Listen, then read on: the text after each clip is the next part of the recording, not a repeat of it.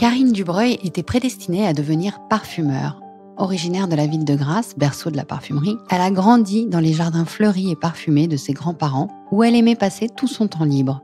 Une jeunesse qui façonnera son odorat et sa signature olfactive. Après des études de chimie, elle se forme à l'école de parfumerie Roure-Bertrand-Dupont, devenue l'école Givaudan. Aujourd'hui, Karine nous raconte son métier, ses rencontres et nous confie les dessous de sa dernière création pour Fragonard, la nouvelle fleur de l'année 2025, la fleur de citronnier. Elle nous explique comment elle a imaginé cette fragrance, ses inspirations et son amour depuis toujours pour les agrumes. Je suis Charlotte Urbain et vous écoutez Confessions olfactives, la 2e saison de La Fleur de Nez, un podcast signé Fragonard Parfumeur. Bonjour Karine. Bonjour Charlotte. Alors, tu vas nous en parler aujourd'hui de la fleur de citronnier, qui est la fleur de l'année pour la maison Fragonard. Mais avant, j'aimerais que tu nous racontes un peu comment est-ce qu'on devient parfumeur et comment toi, tu es devenue parfumeur. Alors moi, c'est un parcours pas très atypique pour une Grassoise parce que je suis née à Grasse et donc à Grasse, on connaît automatiquement des parfumeurs. C'est vrai que quand on me pose la question à Paris, automatiquement, ça paraît très fascinant, mais c'est vrai que j'ai grandi à Grasse et que j'ai été entourée de parfumeurs et notamment du côté de ma mère, elle avait une amie très chère qui m'amenait au laboratoire quand j'étais petite fille et je crois que quand même mes premières inspirations et pourquoi j'ai voulu devenir parfumeur, je crois que c'était parce que j'étais une enfant assez rêveuse et libre. À Grasse, on a la chance souvent de vivre dans des maisons et je passais mes après-midi après l'école dans le jardin ou les week-ends. J'avais la chance, j'avais 2 grands-mères assez différentes, une grassoise avec un jardin rempli de fleurs de Grasse. Donc je suivais les saisons, on avait les roses, les violettes, les narcisses, les mimosas. On cassait des branches de mimosa, on mettait ça dans des vases avec mes sœurs. Ça fait partie de mon patrimoine, mais je pense que finalement, j'ai 2 sœurs, aucune des 2 n'est devenue parfumeur. Moi, c'était ce qui me rendait heureuse d'être dans la nature, de sentir, et même dans la cuisine, j'adorais tout sentir. Donc, c'est vrai que j'avais une prédisposition, je crois, dans la famille, puisque finalement, personne chez moi n'est parfumeur. Et donc, quand je me suis dirigée vers des études de chimie, que j'ai pas poursuivies parce que j'ai eu la chance d'être prise à l'école de Roure, qui est devenue Givaudan, l'école des Givaudan à Grasse. Et donc, j'ai fait cette école pendant 3 ans. Et ensuite, j'ai suivi le parcours. On travaille avec des parfumeurs et on apprend au fur et à mesure. Et on pratique aussi ce métier un petit peu de façon empirique, puisqu'on travaille sur des projets et on se casse le nez un petit peu, c'est le cas de le dire, sur des projets, jusqu'à atteindre des projets où on commence à... Je suis venue à Paris pour travailler sur des projets dites parfumerie fine, donc parfumerie de luxe, dont le support est l'alcool. Et voilà, c'est mon parcours depuis maintenant, je ne dirais pas le nombre d'années parce que... J'allais te poser la question depuis combien de temps tu es à Paris, donc je vais m'abstenir, très bien. Oui, ça fait... je suis arrivée à Paris en 86, donc bon, j'étais jeunette, hein, donc je vous laisse calculer. Tu n'étais pas vieille. Non. Et à quel point la ville de Grasse a imprégné ta façon de travailler et d'être parfumeur, justement, par rapport à d'autres parfumeurs qui ne seraient pas issus de Grasse. Est-ce que tu vois une différence ? La différence était flagrante parce qu'on était 3 élèves, on avait été 3 à être choisis, 2 Parisiens et la Grassoise que j'étais. Et c'est vrai qu'au début, on nous donne des dizaines de matières premières à mémoriser. On a un tableau, on nous apprend en fait le vocabulaire de parfumeur. Donc Jean-Carl qui avait mis au point cette méthode, puisque à l'époque tout était très empirique, on mélangeait des essences au petit bonheur la chance. Un jour, Jean-Carl a décidé d'organiser ce métier et a fait des tableaux de famille olfactive, c'est-à-dire qu'on classe les matières premières, que ce soit naturel ou de synthèse, par famille olfactive. Donc, c'est la première chose que l'on apprend quand on est jeune parfumeur. On emmagasine des odeurs dans notre tête, un peu comme un ordinateur, et on leur met en face un adjectif. On le classe dans les notes hespéridées, les notes vertes, les notes boisées, les notes épicées. Et ce que l'on nous demande, c'est d'enregistrer chaque matière première en notant tout ce que l'on ressent et tout ce que cette matière première nous rappelle. Donc, c'est vraiment là qu'on s'aperçoit que la parfumerie, c'est de la mémoire olfactive, de la sensation. En fait, on s'aperçoit comme c'est intériorisé, comme on met peu de mots dans nos vies de tous les jours sur les odeurs, puisque on s'aperçoit comme le sens de l'olfaction est le sens le plus primitif, c'est le plus animal chez nous. On le réprime par éducation et par politesse. Je vais pas sentir le cou de Charlotte ou mettre mon nez dans mon assiette pour dire ça sent bon. alors que ça paraîtrait normal et que finalement les animaux utilisent énormément ce sens-là. Nous, on le cache, on est plus pudique. Donc là, on nous demande de finalement remettre des mots sur les odeurs et faire venir à l'état de conscience ce que l'on sent de façon inconsciente, en fait, dans la vie de tous les jours. En fait, c'est un travail de réintellectualisation d'un sens qui, au départ, est plutôt très naturel et qu'on ne cultive pas. Exactement. Mais alors, du coup, on met des mots sur des odeurs alors qu'on en parle très rarement. Très rarement. Je rencontre peu de gens qui mettent des mots sur les odeurs parce que maintenant, un petit peu plus, grâce à la communication, au réseau, on en parle plus. Donc, j'ai plus de gens, quand j'en parle, je vois que je rencontre des personnes qui sont intéressées et qui, du coup, en parlent avec des mots appropriés. Mais alors, pour revenir à ce que tu as commencé à raconter, donc tu étais parmi les 3 étudiants qui ont été sélectionnés par l'école Roure. Vous étiez il y avait 2 Parisiennes et toi tu étais grassoise. Moi, j'étais la seule grassoise. Et du coup, quand j'ai eu les tableaux d'olfaction, tellement de matières premières étaient connues, puisque j'avais grandi avec, dans le jardin, c'était du gâteau à retenir, parce que tous les jours, on avait des tests olfactifs. Et en fait, je me suis aperçue que le tableau des naturels a été... Tu le connaissais déjà par cœur. A été enregistré très, très vite, comparé à mes copains parfumeurs, qui avaient un petit peu plus de mal à associer. À parce retenir. Que ce que tu mentionnais tout à l'heure, c'est aussi l'association à la fois de souvenirs, mais du coup aussi sur des émotions. C'est ça qui est intéressant, de travailler. Le parfumeur, il travaille finalement souvent avec nos émotions, parce que on associe certaines odeurs à des moments de notre enfance qui justement peuvent être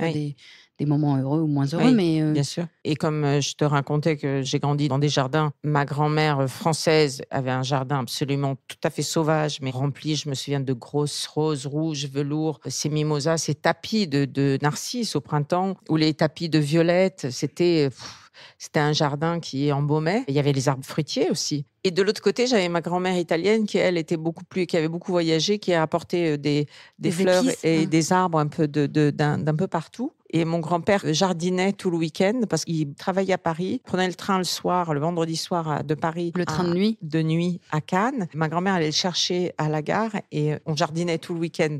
Et moi, j'étais tout le temps avec mon grand-père. Et alors là, les fruits, je ne te dis pas, je passais mon temps dans les fruits rouges, et puis on avait les noisettes. Et en fait, elle ramenait aussi, je me souviens que je sentais des lantanas. À l'époque, on n'avait pas tellement de lantanas qui sont un peu le cassis.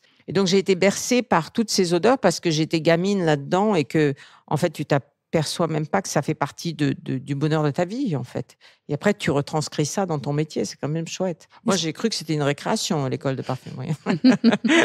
Est-ce que tu penses avoir une signature olfactive ? Souvent, on parle d'un parfumeur en lui disant tel ou tel parfumeur, sa signature olfactive, c'est... Oui, c'est vrai qu'on retrouve un peu dans ma patte, souvent on me le dit, ce côté justement jardin, fleurs très naturelles, parce que ça fait partie de mes souvenirs d'enfance chers, en fait. Peut-être que si j'avais vécu ou grandi en Afrique, j'aurais automatiquement une patte différente. Là, c'est vrai que le côté très printanier, grassois, fait partie de mon patrimoine. De ta palette. Oui, ma palette olfactive souvent, on dit facile. On dit qu'un parfumeur se crée sa palette et qui travaille à peu près autour de 200, 300 matières un peu récurrentes. Oui, on se sent plus à l'aise. Enfin, moi, je me sens plus à l'aise dans ce domaine-là. C'est aussi ce qui m'a donné d'ailleurs mon succès en Asie, puisqu'on retrouve beaucoup de relations olfactives entre ce côté très naturel, fleuri, avec l'Asie, que ce soit la Chine, le Japon, la Corée. Mais j'aime aussi, tu vois, faire autre chose, travailler des notes orientales, ça, parce que c'est aussi, dans le parcours d'un parfumeur, c'est vrai qu'on n'a pas envie d'être enfermé dans tout le temps la même écriture. Donc, c'est aussi une curiosité intellectuelle de se faire un peu violence et de se sortir de sa zone de confort, tu vois. Oui, moi, si je devais décrire ta signature olfactive, je la dirais double, à la fois donc sur le côté naturel, très, très floral, très printanier, très fleurs fraîches, en fait, très jardin, fleurs du jardin. Et l'autre côté, le côté très féminin que tu portes aussi, toi, en tant que femme, de parfums assez voluptueux, assez orientaux, justement, un peu. Pour la maison Fragonard, tu as déjà créé une fleur de l'année. C'était la fleur de plusieurs même. Tu as fait l'églantine, narcisse, jasmin. Ah oui, la première, c'était le jasmin, exact. Jasmin, narcisse, qui ont été des francs succès. On avait aussi, dans le jardin, tu as créé... Laurier rose. Laurier rose, ouais. et sedge et Tu la avais rose jasmin perle ambre, de thé aussi, non? jasmin perle de thé, tilleul et cédra, rose ambre, lavandin anis. Je Ah, crois que ça, j'en oublie, hein, mais il y a bon, j'en ai quelques-uns. donc ce sont Ça a plutôt des été parfums ça a été les premiers sujets que j'ai traités traités, chez nous. avec, Agnès, Ouais. chez Fragonard, oui. Et c'est vrai que c'est quand même alors ça correspond bien à Héliotrope et l'esthétique. gingembre. Exact, C'est mon plus oriental, celui-là. qui est très oriental. Mmh. Ça correspond très bien à l'esthétique de la maison Fragonard, qui est très enclin vers les fleurs et le naturel. Et on va parler de la fleur de citronnier, puisqu'on démarre l'année 2025 avec Karine Dubreuil, qui nous signe la fleur de l'année, donc la fleur de citronnier. Est-ce que tu peux nous raconter un peu quelles étaient tes sources d'inspiration et comment tu l'as imaginée, cette fleur de citronnier? La fleur de citronnier, c'est un sujet un peu atypique puisque en parfumerie, on a la fleur d'oranger qu'on appelle aussi le néroli. Alors, la fleur d'oranger, j'aime bien en parler parce que c'est un arbre qui est tellement complet et qu'on utilise tellement en parfumerie. Donc, ça vient du bigaradier, c'est l'oranger amer. On prend les fruits, on en fait de la marmelade, hein, on en fait de la confiture d'orange amère. Les fleurs, on la distille et on obtient de l'essence de néroli ou on l'extrait avec des solvants volatiles et on obtient de l'absolu de fleur d'oranger. Et ensuite, on traite les feuilles et les branchettes et on obtient l'essence de petits grains, qui sont aussi la fleur d'oranger, mais avec des notes vertes. Le citronnier, en revanche, on ne traite pas les fleurs de citronnier, car si on prenait la fleur, c'est le futur fruit. Si on prend les fleurs, on n'a plus de citron. Le citron est le fruit, l'agrume le plus traité avec l'orange. Il y a aussi l'orange pour faire des jus d'orange. Mais le citron est vraiment le plus traité et le plus commun dans tout, dans l'alimentaire et dans la parfumerie. Et d'ailleurs, on a 6 récoltes de citron. Donc, en fait, ce qu'on fait, c'est qu'on ne traite pas la fleur de citronnier, sinon on n'aurait plus de citron. Donc, quand vous m'avez donné le sujet, quand on a décidé des fleurs de citronnier, j'ai dit, bon, il va falloir que j'aille me replonger dans mes sources. Il a fallu que je suis allée à Grasse. On a organisé une visite chez Jacques Chibois, le grand chef cuisinier. De Grasse, qui de a Grasse. une très belle Enfin, il n'est pas Bastide. grassois, mais Non. il est adopté à Grasse. Lui, c'est d'ailleurs bien adapté Ah à oui, Grasse. oui, il adore Grasse, Jacques. Et il a cette passion pour les agrumes. Et il a un jardin rempli de citronniers, d'orangers. C'est un vrai conservatoire d'agrumes différents. Ouais. Ouais. Il a 400 espèces. Ah oui, énorme. c'était fou. On s'est régalé.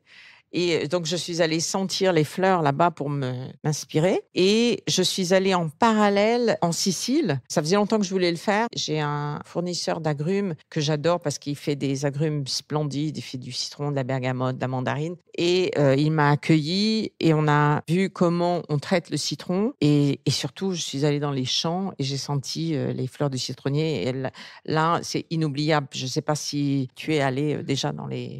Enfin, quand tu arrives dans le sud de l'Italie, au printemps, ça sent la fleur d'oranger partout. Là, c'est un peu pareil, sauf que la fleur de citronnier a cette odeur très fleurie, opulente, comme une fleur d'oranger, mais elle est moins douce et elle est un petit peu plus hespéridée, un peu plus agrume. On sent les facettes de citron, en fait. Et ça, j'ai trouvé que le sujet était génial. D'abord parce que j'adore les agrumes. Je les adore en parfumerie et je les adore dans la vie. Tous les matins, la première chose que je fais, c'est de boire un jus de citron. Donc, comme ça, vous allez tout savoir de ma routine. Et je trouve que ça a tout de bien, un agrume. Ça a des belles couleurs et c'est bon pour la santé. Ça sent bon. C'est bon pour le moral aussi. C'est bon pour le moral. Ça a les couleurs du soleil, hein, en fait.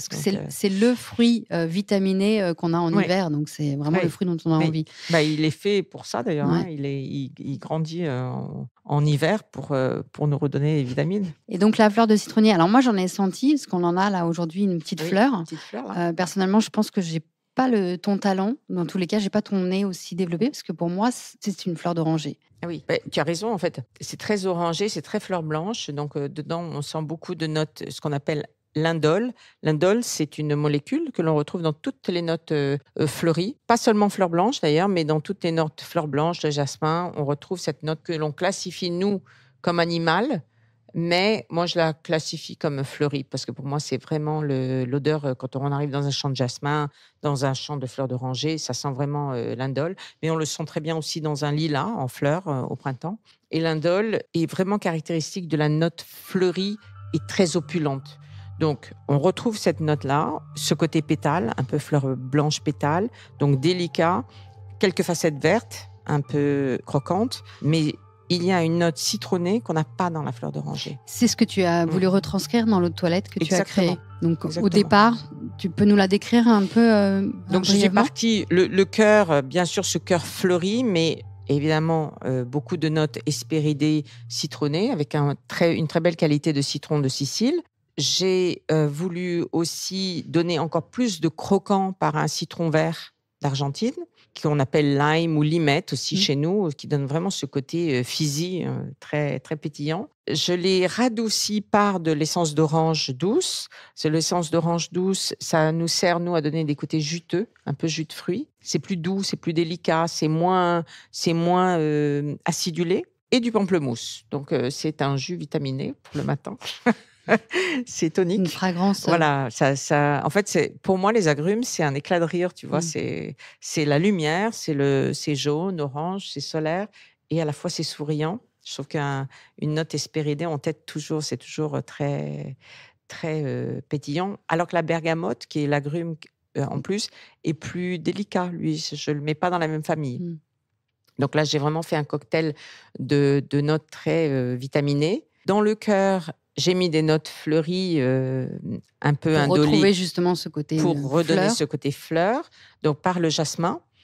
Mais je l'ai contrasté par du petit grain citronnier, parce qu'on ne traite pas la fleur de citronnier, mais on traite le petit grain citronnier. Mais comme c'est une matière première assez rare, parce qu'on en utilise peu, on a dû aller le sourcer chez un petit fournisseur en Sicile, parce qu'il y en a de moins en moins.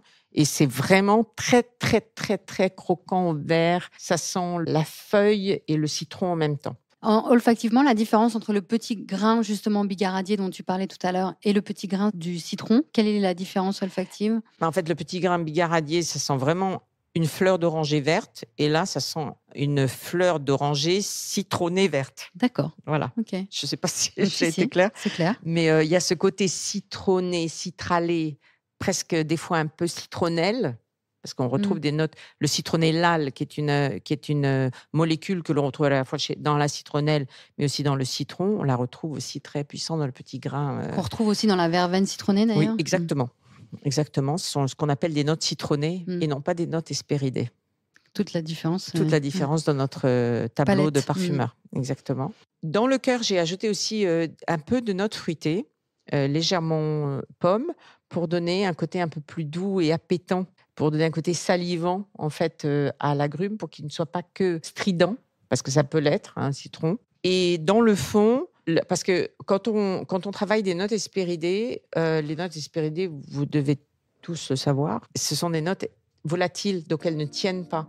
Et là, on voulait une réelle eau de toilette. Donc, j'ai rajouté vraiment une structure et une base boisée avec du cèdre de Virginie, des muscs blancs, comme ça apporte de la rémanence, mais ça perturbe pas la couleur jaune et dorée de notre jus, et de l'ambre blanc, qui apporte un côté à la fois velouté au bois, mais un côté aussi minéral, et beaucoup de rémanence. Ça donne envie de le sentir. J'espère qu'il vous plaira. Oui, il nous plaît déjà. Est-ce qu'il y a des difficultés en tant que parfumeur de travailler justement, alors tu nous l'as dit, la fleur de citronnier qui n'existait pas, donc que tu as recréé toi-même par le truchement de tes matières premières et en allant t'inspirer. Oui. Ouais, exactement. Qui est une interprétation en fait de ce qu'est la fleur de citronnier. Est-ce qu'il y a eu d'autres difficultés à travailler ces agrumes et cette fleur en général par rapport à un autre challenge qu'on pourrait te donner en tant que parfumeur? La difficulté de travailler les agrumes, c'est de ne pas tomber dans le cliché. Cliché, quel cliché? J'ai le côté un peu jus d'orange. Ouais. En fait, le problème, c'est que comme il y a une partie alimentaire dans notre métier, ou une partie aussi qui a été traitée, il y a plein de fleurs qui sont difficiles à traiter aussi parce qu'elles ont été parfumées. On a parfumé des produits pour la maison qu'on n'a pas, qui sont très présents dans notre vie de tous les jours. Et de temps en temps, tu présentes une fragrance, puis on dit ah non, mais ça me rappelle le truc de la maison. Le pec citron, par exemple. On a le pec citron, on a plein de notes citron un peu plus détergents qui font qu'il faut arriver à faire une note qui soit une vraie eau de toilette et qui soit vraiment portable comme un vrai parfum. C'est pour ça que derrière, j'ai rajouté ce côté fleuri, ce côté boisé pour apporter de la classe, de la tenue, une vraie structure d'eau de toilette. Et le citron, Avant de commencer à faire ce travail, pour toi, ça t'évoquait quelque chose de différent ou est-ce que tu as tes inspirations, donc suite à la visite chez Jacques Chibois et en Sicile, elles ont été confortées dans l'idée que tu te faisais de cette eau de toilette? Ou est-ce qu'elles ont été bousculées par quelques moments Là, l'avantage, c'est qu'on a traité la fleur de citronnier, on n'a pas traité le citron, ce qui a permis de pouvoir jouer sur des facettes supplémentaires. Mais c'est vrai que je me souviens de mes notes, on avait un cahier d'écolier à l'école, et essence de citron, c'est la première essence qu'on sent. D'accord. Et bon, j'ai mis sans le citron. Ah, Oui, oui. mais encore. Et derrière, il faut, on nous demande d'associer, de mettre des adjectifs, des couleurs pour pouvoir se souvenir à tout jamais. Mais bon, une essence de citron, je pense que tout le monde arriverait à s'en souvenir. Donc c'est pour ça que ça fait vraiment partie de notre vie de tous les jours et que d'arriver à en faire quelque chose d'original, c'est pas si simple que ça. C'est Il ça, faut c'est le l'exercice facéter, qui paraît facile et qui est en réalité qui est un casse-tête plus en fait. complexe. Oui, oui. Et en fait, il faut arriver à le facéter pour garder cette joie, pour moi, c'est vraiment les couleurs. Le citron, pour moi, c'est doré, c'est le soleil, c'est La joie de vivre. la joie de vivre, les vitamines, le côté acidulé et arriver à en faire quelque chose de structuré, de beau, sans perturber cet accord très frais. Et tout en étant loin justement de notre culture olfactive à nous, public, justement par rapport aux détergents, qu'il n'y ait pas d'association d'idées Exactement. qui se fasse et que ce soit Exactement. un parfum en tant que tel, une fragrance avec sa propre identité. Oui, c'est vrai que c'était C'est un exercice un peu difficile. un peu difficile. C'était la première chose qu'on s'était dite. Mais l'avantage de la parfumerie, c'est qu'on peut quand même s'amuser et extrapoler un peu comme on, comme on veut quand même. On a encore la possibilité de créer et de s'amuser, de s'évader un peu. Tu vois, Tout à l'heure, tu racontais que le citron, tu l'aimais tous les jours. Donc, tu Oui. en bois un le matin, Tous on a les compris. matins, oui. Tu l'utilises en cuisine, j'imagine aussi. Tout le temps. Alors, pour te dire tout, même, je congèle même, je râpe le zeste. Et je le congèle parce que des fois, je ne trouve pas de bons citrons. Il y a des Frais. En été, on n'a pas des Bons et citrons. donc oui, mais parce que je râpe le zeste et je mets dans mes salades, tu vois? Donc oui, je suis un peu maniaque des agrumes. Tu connais la salade italienne qui est très simple, qui est du fenouil et des oranges. Bien sûr. J'adore cette Ah oui. salade. Moi, je fais salade, donc fenouil, orange, je rajoute des petits pignons, une bonne huile d'olive et un jus de citron. Voilà, Voilà. et c'est fini. Et ça là, suffit. c'est bon pour la santé. Ton plus grand choc olfactif, toi, Karine Dubreuil, parfumeur? Alors, choc olfactif, mémoire olfactive, le premier souvenir, je pense que c'est quand, j'étais petite fille, que ma mère nous frictionnait la tête, à la sortie du bain avec, une bonne eau de Cologne et à l'époque, on frictionnait, on mettait dans la main et donc j'ai déjà ce parfum de fleur d'oranger quand j'étais petite fille. Choc olfactif en tant que consommatrice, c'était, je pense, l'opium d'Yves Saint Laurent. J'ai dû me faire des bains d'opium d'Yves Saint Laurent. Oui, parce que Ça a développé ton côté oriental, je pense. Oui, alors j'adore. Il y avait l'opium, il y avait aussi l'empreinte de Courrèges, qui est un chypre. En fait, j'adore créer des notes fraîches et des notes fleuries, mais j'adore porter des chypres et des orientaux. Je porte pas de fleuris. C'est marrant. Non, j'aime les travailler. Il y a une dichotomie Oui. entre la parfumeur et l'utilisatrice. Parce que pour moi, les fleurs, c'est à l'extérieur de moi, c'est où j'ai grandi. J'aime sentir les fleurs, j'en achète beaucoup, mais je me parfume pas avec. Non, mais c'est chacun sa liberté. Hein. Il y a une odeur qui te fait saliver par-dessus tout. La vanille. C'est vrai? J'adore l'odeur de la vanille parce que, en fait, je suis pas très gourmande, pas très sucrée, mais j'aime le côté épicé de la vanille. En fait, la gousse de vanille, quand on sent des gousses de vanille. Côté cuiré, justement, il y a un peu le côté cuiré. Je trouve ça. En fait, on part, l'imaginaire part très loin. Donc plus dans le rhum que dans la crème vanille, si je comprends Ah non, bien. j'adore la crème vanille, le flan. Mais j'aime ce côté épicé, en fait. Et j'en mets dans les pâtes. Moi, je fais des pâtes à la vanille. Je fais des pâtes à la sauce tomate. Et puis, je mets un peu de vanille à la fin parce que c'est une épice, la vanille. C'est pas, on l'associe toujours au gâteau, mais c'est une épice. Voilà. D'accord. Est-ce qu'il y a une odeur particulière dans ta maison? Est-ce que tu diffuses des odeurs ou est-ce que tu aimes diffuser des odeurs dans ta maison? Alors, j'en diffuse peu parce que j'y travaille. Donc, c'est comme je me parfume pas la journée et à la Pour maison. ne pas Ben oui, brouiller les parce que pistes. ça te perturbe. Alors, j'aime beaucoup diffuser des odeurs assez fraîches, tu vois, de lycéa, de verveine, ça j'aime beaucoup. Mais sinon, j'aime aussi beaucoup les notes très chaudes, boisées, orientales, encens, ça j'adore. Mais tu vois, je teste notre diffuseur fleur de citronnier, je Mm. l'ai mis parce que comme j'ai fait plusieurs essais pour voir la diffusion, et j'en ai pas mal dans la maison et ça diffuse partout et j'adore. Je suis très contente de ce que j'ai fait. Ça, c'est très bien. Il faut. Eh ben, merci, Karine. Je pense qu'on a fait le tour. Hein. Merci à toi, Charlotte. Merci. Je suis Charlotte Urbain et vous venez d'écouter À Fleur de Nez, un podcast signé Fragonard Parfumeur. Karen Loyer fait la réalisation et le mix de cet épisode sur une musique de Jérôme Petit. La production est supervisée par Louis Créative, l'agence de création de contenu de Louis Média. Pour découvrir d'autres portraits olfactifs, je vous retrouve le mois prochain pour un nouvel épisode. Merci à tous pour votre écoute et si celui-ci vous a plu, n'hésitez pas à vous abonner, à laisser des étoiles et des commentaires.